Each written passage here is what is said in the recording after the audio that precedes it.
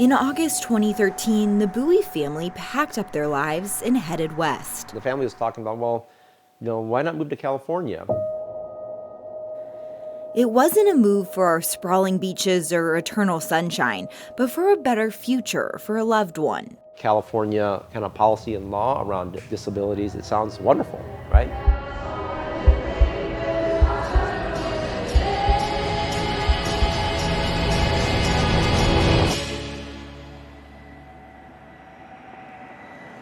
Disability laws in California are unlike any other state. Here he is, and my mom. It's what appealed to the Bowie family for their youngest brother. So Martin was born in 1980. He was born with a traumatic brain injury and later diagnosed with autism. Martin's condition stemmed from a medical malpractice. He was born, he was bleeding. I think even the nurse was on record saying this is not normal. It resulted in developmental disabilities, court records show. Martin never developed skills to speak, read, write, or sit still. Both my father and mother were appointed as guardians. My mom was his everything, and my mom just kind of cherished him. While Martin and his mother's bond was strong, each family member created their own unique connection. For James, it was through music. So as he listened, you'd watch him rock his head, he would beatbox to, certain kind of percussions. It was our way to sort of spending time, that acknowledging that he's communicating. In return, Martin taught him. Disabilities is probably a misnomer in terms of a word. I just think people have gifts, and maybe at the time, being younger, you kind of conditioned to kind of think it's a problem. But looking back in retrospect, the kind of learning that I've gained as a person, years of growing up with him, I received a lot. It made me who I am. James and his family cared deeply about Martin. They thought the state of California would too, so they made the move. California's system ensures people with disabilities like Martin have equal rights through the Lanterman Act, passed in 1969. Under the law, the Department of Developmental Services was created. Known as DDS, this taxpayer-funded department oversees regional centers throughout the state. These centers provide services to people with disabilities and their families. So this is Andie Judson. But the Department of Developmental Services is not doing their job, according to a state audit. They're not really doing a good job of really overseeing these regional centers and ensuring that they're overseeing the vendors. In an eye-opening June 2022 report, the California State Auditor found DDS was lacking oversight in critical areas, like ensuring people have convenient access to services. Which, in my impression, is the entire point of the Department of Developmental Services. Can you talk about that finding? It's about the timeliness of receiving the services and the convenience of access. And the real issue here is we couldn't really evaluate that because basically, DDS and the regional centers, they're not tracking that data. Anyone unable to get services should be able to file a complaint.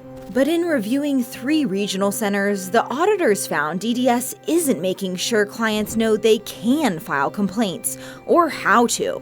And if a complaint is actually filed, they're just not completing those investigations in a timely manner.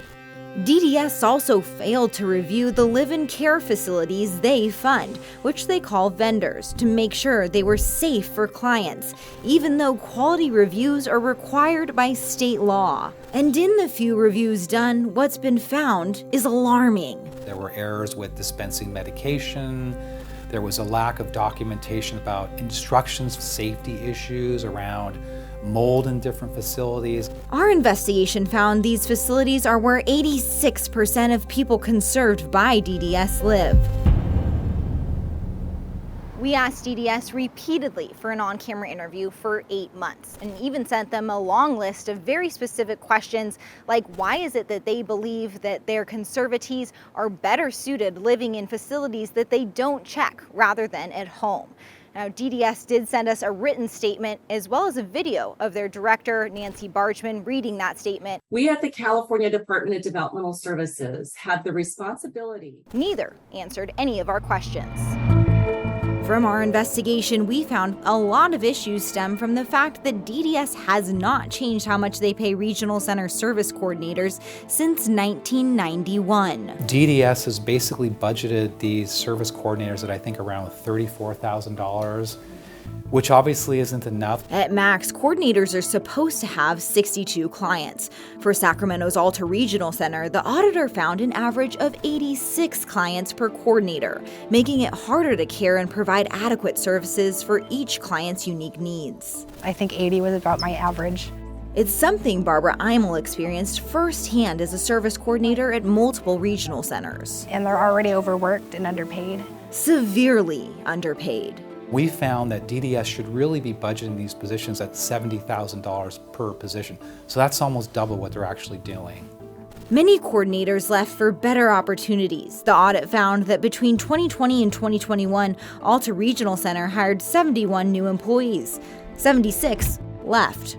When coordinators aren't supported, the clients suffer, especially those conserved. That's because coordinators play a crucial role in limited conservatorships for people with disabilities. While the audit scope didn't include conservatorships, Barbara has been digging into this niche area. Because we have no national guidelines, so there's no information out there.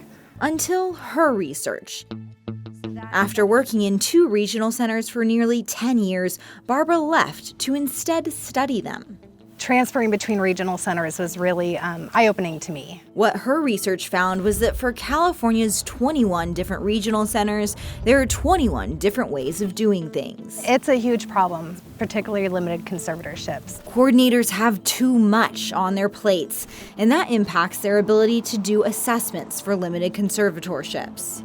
For limited conservatorships, the coordinator writes an assessment recommending which specific powers should be taken away from the person. The assessment also includes an overall recommendation of whether or not the conservatorship should be appointed, and that recommendation goes directly to a court judge before they make their final decision. Yet DDS provides no guidance or training on conservatorship assessments for its regional centers. They're virtually silent on limited conservatorships. There's nothing.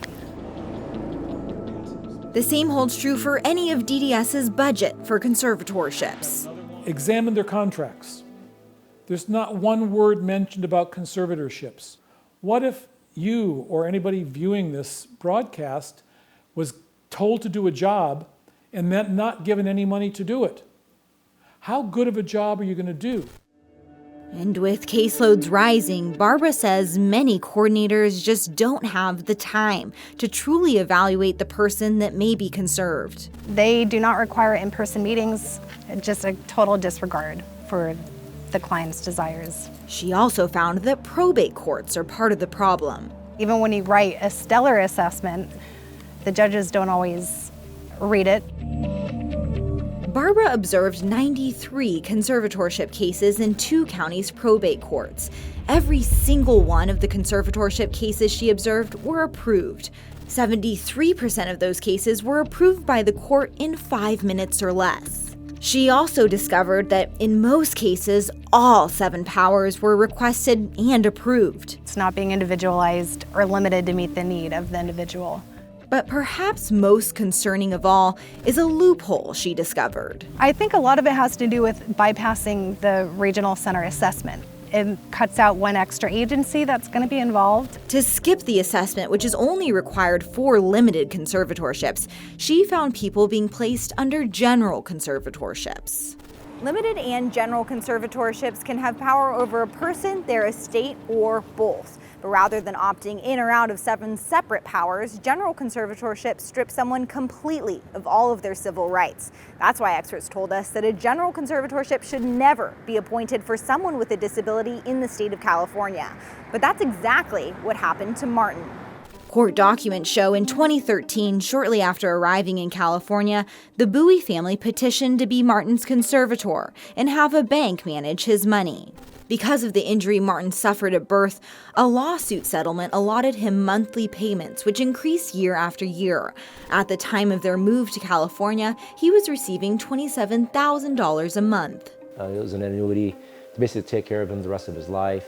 The court appointed a professional fiduciary to manage both his substantial wealth and all personal decisions through a general conservatorship. This occurred after Martin's court-appointed attorney raised concerns about the family's handling of Martin's money. But the money was all for Martin, right? And so we just happened to live in the same house with him, grew up with him, and he was always part of our family. After the general conservatorship was appointed, Martin lived at home with family for a short period until he had a bad reaction to anesthesia during a dentist appointment and spent the night in the hospital. We asked the hospital, like, hey, where's Martin? He goes, he checked out. Like, how can he check out? Who took him out? Contacting the conservator, she wouldn't respond. Rather than answer, the conservator sent a photo. A photo was sent back to us with his socks rolled up, duct taped, boxing gloves taped to his arms, and a newspaper saying this is the date. It's almost like he was held hostage, like in the 21st century. Boxing gloves duct taped to his skin. James says this is so Martin couldn't remove his clothes, like he often did because of a sensory processing disorder that makes him extremely sensitive to certain fabrics. Sensitive skin, eczema. Their mom had dealt with this much differently in the past. Went up to Joann's Fabrics, made him all this like special clothing so he would feel comfortable. When Martin was hospitalized after the dentist, the conservator said she seized the opportunity and removed Martin to a private residence and requested the family not to visit until the client adjusts to the new routine. So, and we got to fight this in court, and then now we have to lawyer up. We're spending money out of pocket, for this to kind of fight this system that we thought that was there for us. An expensive legal battle. But those representing Martin, like his conservator, the conservator's attorney, and Martin's court-appointed attorney, are paid through Martin's estate. All from his $27,000 plus a month. The person that we're advocating for has to foot the bill for everybody. And you make you wonder, well, whose interest is at stake here? For the last 8 years, the Bowie family has continued to fight Martin's conservatorship. We would not wish this on anybody. This is not what we thought California would be, Today, Martin has a new fiduciary, but still lives in a care facility under a general conservatorship. So how do we fix the system? How do we protect people like Martin? Coleman's organization, the Spectrum Institute, has been proposing in-depth solutions for years. I realized that the system could be significantly improved and transformed if DDS were to do its job. It's also what the audit showed. DDS is aware of their faults. This is the 6th audit done on DDS since 2010. In it, the auditors repeatedly pointed out problems they've named in past audits. Some, they said, were especially concerning since DDS had years to fix them, but didn't. The state auditor asked DDS and regional centers about them. DDS said they could not explain why many issues weren't fixed. There's plenty that DDS director could do, and they know this, and we've told them this, and we've told the governor this, and we've told the Secretary of Health and Human Services this. Nothing has been done. Next on the price of care. But you can see how the whole process is broken. DDS is currently conserving people based only on allegations of abuse. How it failed him and how it's failed so many other people. But when hard evidence arose in one case, where was DDS? If I had done this autopsy, I would have classified this as a homicide.